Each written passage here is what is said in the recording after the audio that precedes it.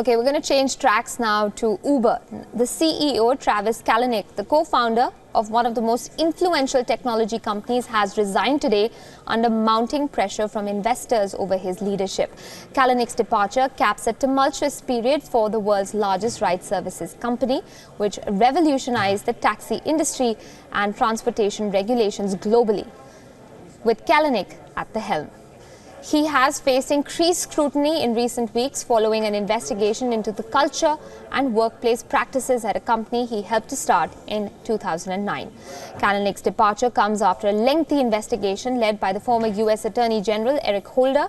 Uber hired Holder to look into its culture and workplace practices after a former female employee publicly accused the company of what she described as brazen sexual harassment. Uber has been valued at $68 billion, shattering the norms for Silicon Valley startups. And the company embodied many of Kalanick's aggressive and pugnacious personality traits. Possibilities that our program for veterans in India is going to create.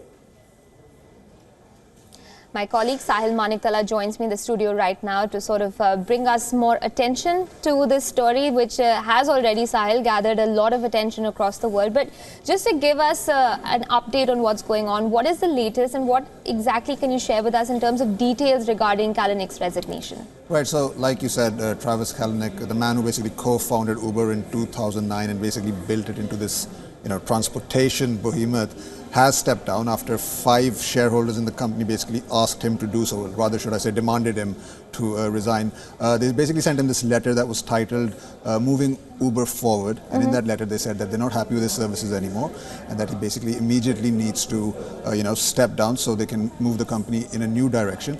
Now basically Kalanick hasn't exactly given up his CEO title. Right. I mean, he has, but he will still serve as one of the board members there. So he's still there. He still has some control, but he won't be involved in, the day-to-day activities of Uber as he originally was. So that's, basically the gist of it. And one of the main investors in Uber, this company called Benchmark, a venture firm capital called Benchmark, was basically the one that, basically started this whole, they wanted him to resign. And right. It was one of the largest investors in the company. So what you're essentially looking at here is nothing short of a coup. Okay, so what is, does this decision by Uber's CEO, keeping in mind what you just put for us, does it come as a surprise? And, I ask you this because there's been months of uncertainty over the leadership at the company. Does this also complicate who's going to take over? What is the process going forward from here?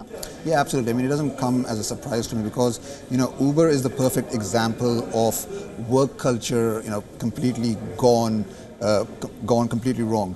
I mean, all the troubles for Kalanick basically started almost last year when this Uber engineer came forward and said that, she was getting sexually harassed at the company. And after that, basically, this entire floodgate opened where many employees came forward and said that, we're working in a company that's creating an environment where sexual harassment is allowed to be taken place. And not just that, Uber is also facing many legal battles, especially with the company that's under Google, and they're accusing Uber of, stealing information or, stealing their ideas for driverless technology that Uber is currently working on. Right. So it's a very bleak future for Uber, and I think these investors or these shareholders picked up on that, and they're thinking, they have to blame someone. You need an scapegoat. Right. So they're basically going for the throat, and they're saying, this is all to do with Kalanick, and we need him out, and we need him out immediately. And also last week, Kalanick had said that he will be taking a leave of absence. Right. He did say that. He's taking a leave of absence because he wants to work on himself better, and also his mother just passed away, so he wanted to grieve on that. But that wasn't enough for the shareholders. They want him out, and they want him out at all costs. Okay.